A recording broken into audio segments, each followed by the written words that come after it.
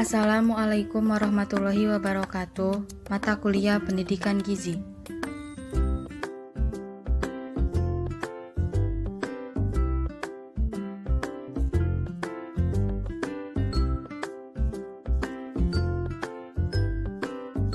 Kelompok kami terdiri dari 3 orang, yaitu Aisyatul Isnaini, Nurul Khosiat, dan Fajri Nabata. Pada video kali ini, kami akan menjelaskan tentang faktor yang mempengaruhi masalah kesehatan dan gizi. Selamat menyaksikan. Faktor yang mempengaruhi kesehatan. Petugas kesehatan yang melaksanakan tugas sebagai pendidik atau penyuluh harus memahami konsep dasar tentang sehat. Di samping itu, seorang petugas kesehatan harus memahami beberapa faktor yang berpengaruh terhadap timbulnya masalah kesehatan. Terdapat beberapa konsep tentang faktor yang mempengaruhi masalah kesehatan. Salah satunya konsep Bloom. Pada konsep Bloom, ada 4 faktor yang mempengaruhi derajat kesehatan seseorang.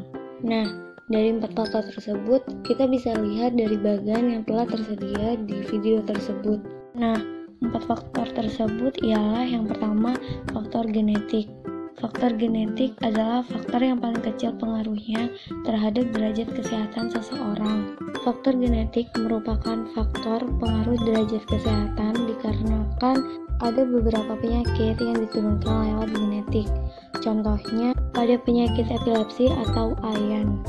Lalu, faktor berikutnya ialah faktor fasilitas kesehatan, di mana fasilitas kesehatan mencangkup semua sarana dan sumber daya yang ada dan berpengaruh terhadap timbulnya masalah kesehatan. Di mana fasilitas kesehatan yang paripurna dan integratif antara promotif, preventif, kuratif, dan rehabilitatif. Di mana semakin mudah akses individu atau masyarakat terhadap pelayanan kesehatan, maka derajat kesehatan masyarakat akan semakin baik. Contohnya ialah adanya asuransi kesehatan akan memudahkan individu atau masyarakat untuk mengakses pelayanan kesehatan.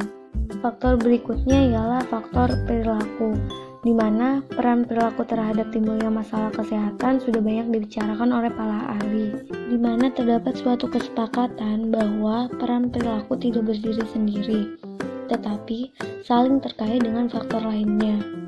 Nah, pada faktor perilaku ini terdapat jenis perilaku. Ada 2 macam, yaitu perilaku yang positif dan perilaku yang negatif.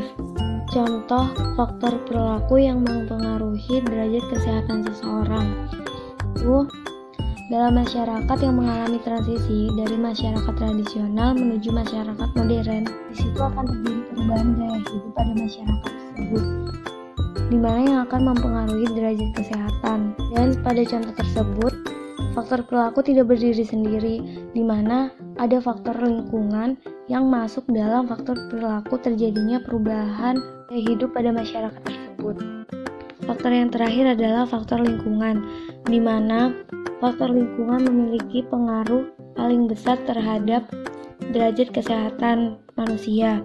Nah, pada faktor lingkungan ini dibagi menjadi 4 bagian, yaitu lingkungan biologi, lingkungan fisik, lingkungan ekonomi, dan lingkungan mental sosial, di mana keempat lingkungan tersebut masing-masing ada yang berguna dan ada yang merugikan, serta keempat lingkungan tersebut saling berinteraksi satu dengan yang lainnya.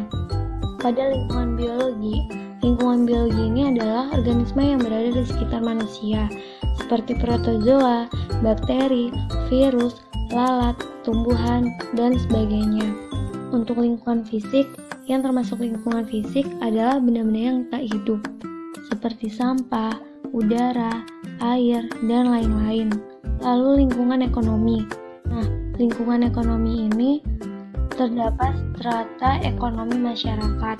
Nah, strata ekonomi masyarakat kita dapat dilihat dari pendapatan, di mana ada masyarakat yang tergolong miskin dan ada masyarakat yang tergolong kaya.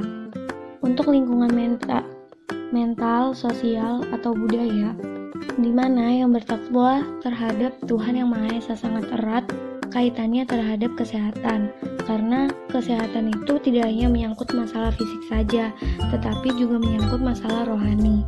Contoh pada faktor lingkungan ini ialah di mana manusia membutuhkan makan dengan gizi seimbang untuk menjaga keberlangsungan hidup. Jika individu atau masyarakat berada pada garis kemiskinan, maka akan sulit untuk memenuhi kehidupan makanan dengan gizi seimbang. Maka derajat kesehatan yang baik akan semakin sulit untuk dicapai. Nah, dari keempat faktor tersebut, mereka saling berkaitan satu sama lain. Faktor yang mempengaruhi masalah gizi. Terdapat beberapa konsep tentang faktor yang mempengaruhi masalah gizi. Salah satunya konsep Cole and Levinson, konsep Laura Jane Harper, dan konsep McLaren. Yang pertama ada konsep Cole dan Levinson. Menurut konsep Cole dan Levinson, terlihat jelas bahwasannya status gizi seseorang atau masyarakat dipengaruhi oleh dua faktor utama, yaitu faktor konsumsi makanan dan tingkat kesehatan. Dari kedua faktor tersebut merupakan penyebab langsung dari status gizi. Sedangkan penyebab tidak langsungnya adalah kandungan zat gizi dalam bahan makanan, ada tidaknya program pemberian makanan di luar keluarga, daya beli masyarakat, taan makanan, pemeliharaan kesehatan, serta lingkungan fisik dan sosial. Konsep berikutnya menurut Laura Jane Harper. Faktor yang mempengaruhi status gizi ditinjau dari sosial budaya dan ekonomi. Menurut Harper terdapat 4 faktor, yaitu ketersediaan pangan, tingkat pendapatan, pendidikan, dan penggunaan pangan. Ketersediaan pangan meliputi pemilihan tanaman yang ditanam, pola penanaman, pola penguasaan lahan, mutu luas lahan, cara pertanian, cara penyimpanan, faktor lingkungan, rangsangan bereproduksi, dan peranan sosial. Penggunaan pangan meliputi status sosial, kepercayaan keagamaan, kepercayaan kebudayaan, keadaan kesehatan, pola makan, kehilangan zat gizi dikarenakan proses memasak, distribusi makanan dalam keluarga, besar keluarga, dan pangan yang tercecer. Faktor selanjutnya, menurut Harper, yang mempengaruhi status gizi menurut sosial dan budaya yaitu tingkat pendapatan dan pendidikan. Semakin tinggi tingkat pendapatan, maka akan semakin baik status gizinya. Begitu pula pendidikan. Dan semakin rendah pendapatan, maka itu akan mempengaruhi konsumsi pangan dan menyebabkan kurang gizi. Konsumsi pangan menurun dan menyebabkan kurang gizi. Konsep selanjutnya menurut McLaren. Faktor penyebab gizi menurut McLaren bisa terjadi karena banyak hal. Sebagai contoh, gangguan asupan makanan bisa terjadi karena faktor-faktor seperti adat istiadat, kemiskinan, kecerobohan, dan anoreksia. Contohnya suatu masyarakat yang mempunyai atau mempercayai puasa mutih sebagai tirakat mereka, padahal itu bisa mengganggu asupan makanan mereka karena nutrisi yang mereka serap tidak memenuhi kebutuhan tubuhnya mereka sendiri. Ataupun seorang remaja yang menginginkan menurunkan berat badan dan dia mengalami anoreksia. Jika anoreksia itu bisa menyebabkan penyakit-penyakit lainnya seperti dispepsia, diare, stomatitis, enteritis, dan lainnya. Ditambah lagi jika lingkungan dari remaja tersebut kurangnya sanitasi, lingkungannya buruk, dan remaja tersebut kurang pengetahuan, itu akan menyebabkan gangguan asupan makanan tersebut terganggu dan juga menyebabkan kurang gizi. Selanjutnya, kurang gizi disebabkan karena malabsorpsi atau tidak bisanya tubuh menyerap nutrisi dari suatu makanan yang masuk. Itu bisa terjadi jika suatu individu mengalami penyakit pencernaan seperti gastrointestinal tanpa sebab yang jelas, sariawan, penyakit Crohn, ataupun yang lainnya. Faktor selanjutnya juga bisa terjadi karena malnutrisi atau kesalahan zat gizi. Kesalahan gizi, status gizinya kesalahan, itu bisa terjadi karena adanya perbedaan peningkatan kebutuhan setiap individu. Seperti contoh pada saat pertumbuhan, kita membutuhkan asupan tinggi protein agar tidak terjadi gangguan pertumbuhan. Begitu pula pada saat kehamilan, laktasi, cedera, dan sakit yang lainnya. Setiap nutrisi yang mereka butuhkan berbeda-beda. Jadi jika tidak sesuai akan menyebabkan kurang gizi. Selanjutnya yaitu penyebab masalah gizi. Bisa kita lihat pada video tersebut, masalah gizi dipengaruhi oleh banyak faktor dan faktor tersebut saling terkait antara satu dengan yang lainnya. UNICEF pada tahun 1998 menggambarkan faktor yang berhubungan dengan status gizi. Pertama, penyebab langsung dari status gizi adalah asupan gizi dan penyakit infeksi. Kedua, penyebab tidak langsung, yaitu ketersediaan pangan tingkat rumah tangga, perilaku asuhan ibu dan anak, pelayanan kesehatan serta lingkungan. Ketiga, masalah utama yaitu kemiskinan, pendidikan rendah, ketersediaan pangan, dan kesempatan kerja. Dan yang terakhir, yaitu keempat, masalah dasar, yaitu krisis politik dan ekonomi. Masalah gizi dalam siklus kehidupan. Bisa kita lihat pada bagan tersebut bahwa perjalanan masalah gizi dimulai dari siklus kehidupan, yaitu dimulai dari ibu hamil, bayi yang dilahirkan, anak balita, remaja, anak usia sekolah, orang dewasa, serta lanjut usia. Gizi kurang dapat terjadi di semua siklus kehidupan dengan berbagai risiko yang ditimbulkan. Apabila ibu hamil kondisinya kekurangan energi kronis atau kenaikan berat badan lahir rendah, maka ia akan melahirkan bayi dengan berat badan lahir rendah juga. Bayi dengan berat badan lahir rendah juga dan tidak mendapatkan asupan gizi serta pola asuh yang tidak baik, ia akan menjadi balita yang kekurangan energi protein. Nah, balita yang kekurangan energi protein ini apabila terjadi dalam waktu yang relatif lama dan tidak mendapatkan asupan gizi, ia akan menjadi anak sekolah dan anak remaja yang mengalami gangguan pertumbuhan. Apabila anak remaja dan anak usia sekolah mengalami gangguan pertumbuhan, maka saat ia menjadi wanita subur atau bus, ia akan mengalami gangguan kekurangan energi kronik dan pada akhirnya pada lanjut usia ia akan mengalami gizi kurang. Lingkaran masalah kurang gizi. Masalah gizi muncul sebagai akibat interaksi berbagai faktor yang mempengaruhinya. Jadi masalah gizi tidak hanya disebabkan oleh satu faktor saja, melainkan merupakan suatu sistem yang saling terkait satu dengan yang lainnya.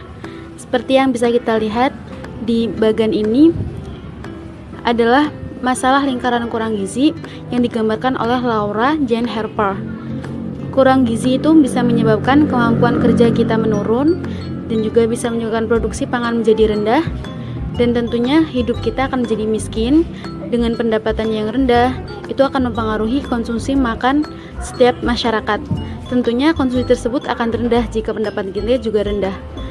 Dari konsumsi pangan yang rendah itu juga bisa menjadi kita kurang gizi, dan itu tuh akan terus menyebabkan faktor masalah yang lainnya, dan lingkaran itu akan terus melebar ke faktor masalah yang lainnya.